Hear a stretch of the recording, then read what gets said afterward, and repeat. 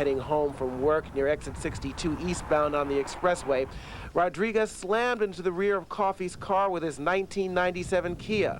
Police say Rodriguez was driving while intoxicated. It amazes me that with all the hype over all the last 15 to 20 years of drunk driving, that this still happens. And it's not, this is a serious thing. You would think a person would try to be, if they're drinking, they'd be careful. Why was he driving while he was drunk? He could have stayed home for that. He shouldn't even been on the force if he was going to drink. Rodriguez, who refused a breathalyzer test at the scene, was arrested and charged with driving while intoxicated. And police say he might face vehicular homicide charges pending a grand jury indictment. Meanwhile, Coffey is in stable condition at the University Medical Center at Stony Brook with burns to her back and thighs and face lacerations. Rodriguez, who was also taken to Stony Brook, is listed in stable condition with blunt trauma to the chest.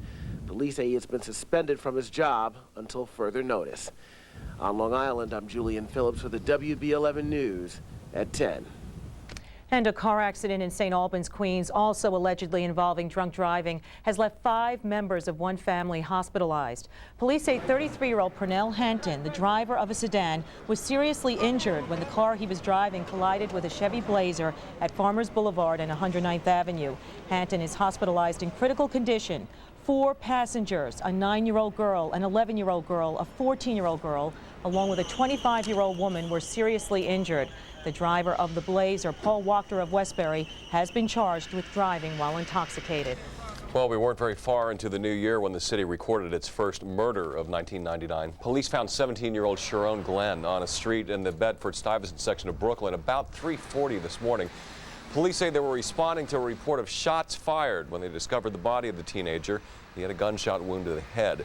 Witnesses told police they saw a man fleeing the scene. So far, no arrests have been made. Later in the night, there were 2 other murders, one in the South Bronx, another in Laurelton, Queens. There is a breaking story out of Queens tonight. Both the FBI and bomb squad have been called to a Long Island City warehouse where a company that distributes an Arab newspaper was the alleged target of a fire attack. Jonathan Dienst is live in Long Island City for more. Jonathan. Mary, police still not exactly sure what they're dealing with here. Was this the act of some disgruntled workers, or was this something else? As to why this Arab newspaper distribution center was the target, police and the FBI now on scene. They are carefully going through this warehouse, making sure no explosive devices were left behind, but still too early to tell exactly what's going on here as this investigation is just getting started.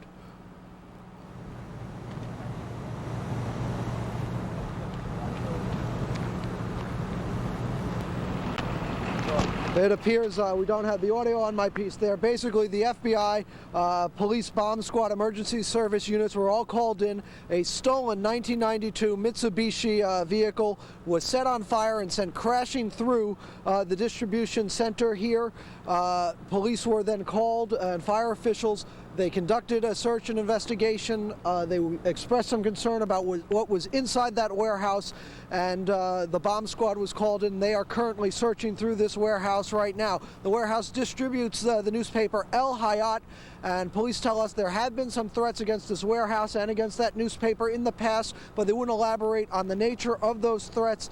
And again, they are not sure if this is just the act of some disgruntled employees or whether there is something more. But again, as you can see here now, looking at a live picture, police, the FBI, and fire officials here on the scene as they're still trying to determine exactly why that burning car was sent into the warehouse here this evening. And we are live in Queens. Jonathan Dienst for the WB11 News at 10. Let's go back to you in the studio. Thank you, Jonathan.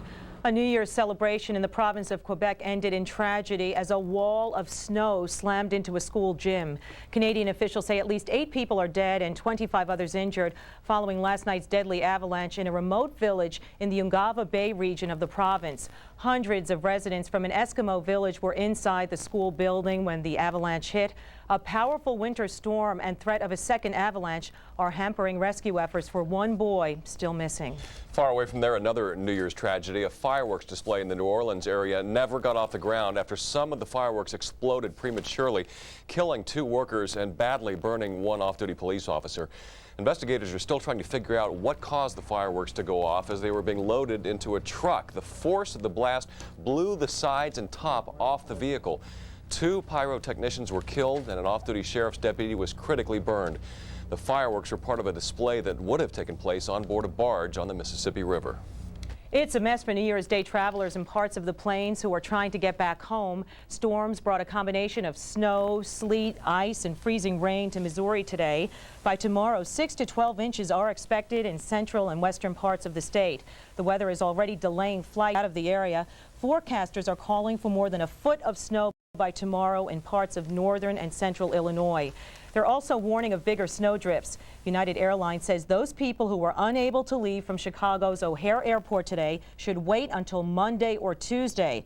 The heaviest snow is moving out of central North Dakota, where wind chills are well below zero. And forecasters warn this fast-moving storm is heading east, right in our direction. All right, so the obvious question at this point then is what can we expect as far as the snow amounts in our area? Mr. G joins us now with an early look at the forecast. G? All right, Jim, the first thing is the winter storm watch. That's in effect throughout the tri-state area, except the city of Long Island, Saturday night through Sunday. That's one.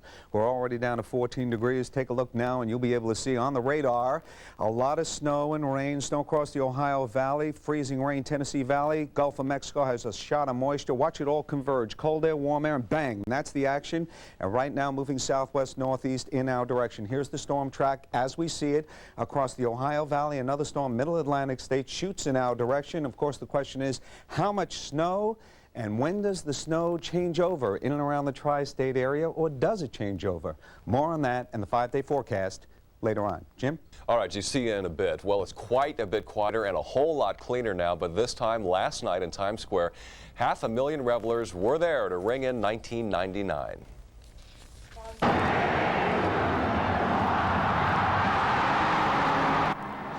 20-degree weather that felt below zero with wind chill. The hardy souls lined the streets for 10 blocks, standing 30 deep in some places. Not only did they bid farewell to 1998, they also said goodbye to the traditional New Year's ball, which you just saw. It was making its final descent. Next year, it will be replaced by a ball made of Waterford crystal that will usher in the year 2000. All around the country, you can find an abundance of merriment and fireworks. This is Boston here, a brilliant display gracing the sky above Boston Harbor. In Las Vegas, that perennial party city, just about what you'd expect. Dazzling fireworks blazing away in all directions. Go north to Seattle, the world-famous Needle was transformed to an even more stunning sight with colorful explosions going off all around it. Mary? And all over the world last night, you could find millions of party animals ringing in the last year of this century and continuing the celebrations past dawn. There were also somber moments on this New Year's Day. Here is a roundup of events around the world. It looked like the 4th of July in Frankfurt, but the firecrackers rocketing off champagne bottles signaled the New Year's Day creation of the euro currency, which will link 11 European countries, nearly 300 million people, with a single form of monetary exchange. It's the first time for the whole of the Roman Empire that Europe will have its own currency. Palestinian leader Yasser Arafat wasn't specifically welcoming 1999. He was actually lending support to a huge rally in Gaza City, a commemoration of the Palestinian revolution against Israel. Arafat begins 1999 with the Israeli-Palestinian peace process stalled, even as he vows to make Jerusalem the capital of a future Palestinian state. At the Vatican, Pope John Paul II celebrated the World Day of Peace with a look back at the human rights abuses and atrocities of the 20th century. How can we forget the concentration camps, the children of Israel cruelly exterminated, the martyred saints, he said. The Pope, who is 78 and suffering from Parkinson's disease, hopes to lead the Roman Catholic Church into the next millennium. Much lighter moments in Sweden, where New Year's tradition calls for a dip in frigid waters and some flamboyant dress.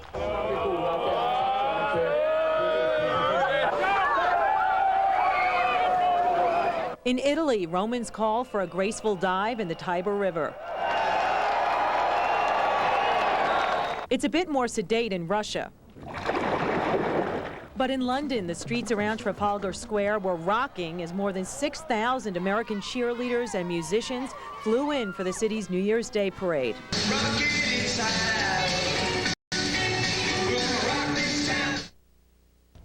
And if you want to talk about rocking the system, more than 100 prison inmates in Brazil celebrated the first day of 1999 by breaking out. Well, congratulations to them. Newborn babies always get extra attention, but there are two babies tonight who really are standouts. They are the first babies born in New York. Happened just after the clock struck midnight. Pauline Liu spoke to the proud parents. Two Manhattan families ushered in 1999 with the arrival of tiny bundles of joy. The hospital staff say coincidentally both little girls came into the world exactly at the stroke of midnight. And as New Year's babies, they were immediately given the VIP treatment. Little Wendy Lin, who weighs in at 6 pounds 13 ounces, was born to Xiaoxing and Maoping Lin following 14 hours of labor. The couple hails from Fujian, China, and Wendy is their first child. Her dad calls her birth a sign of good luck. My daughter was born maybe very lucky for me, you know. Relatives back in China were given the good news this morning. The Lins own a restaurant in the Bronx. So while mom and baby rest up here at NYU Downtown Hospital, Dad was heading off to work only hours after helping with the delivery. After all, he now has one more mouth to feed. Meanwhile, at the very same time across town here at Roosevelt Hospital, little Samantha Becca was born, and there was a lot of fanfare. She weighs 8 pounds and 2 ounces. Samantha is the 5th daughter born to Esperanza and Leonido Becco. Her mom was in for a checkup yesterday when she went into labor. The hospital staff was watching the televised New Year's celebration live from Times Square when Samantha made her grand entrance. We had the mom pushing. She was pushing the whole time, and the baby came out exactly when the ball hit midnight. And you're watching this on TV at the same time? Well, I wasn't. I was watching the baby. Everyone else was watching TV. The Beccos divide their time between New York and their native Santo Domingo. Samantha's dad, who owns a restaurant, is away in the Dominican Republic on business. Mother and baby were both very tired after 8 hours of labor. It's shocking. To have a baby at the stroke of midnight, and then next morning have the media and all this attention, which we're very happy for it. Mrs. Becco doesn't speak much English, but she and Samantha want to wish everyone Feliz Año Nuevo. Happy New Year. In Manhattan, I'm Pauline Liu for the WB11 News at 10. Fine-looking young baby there. A lot of competition for that first baby title. Yeah, but they beat everybody to the punch, I guess.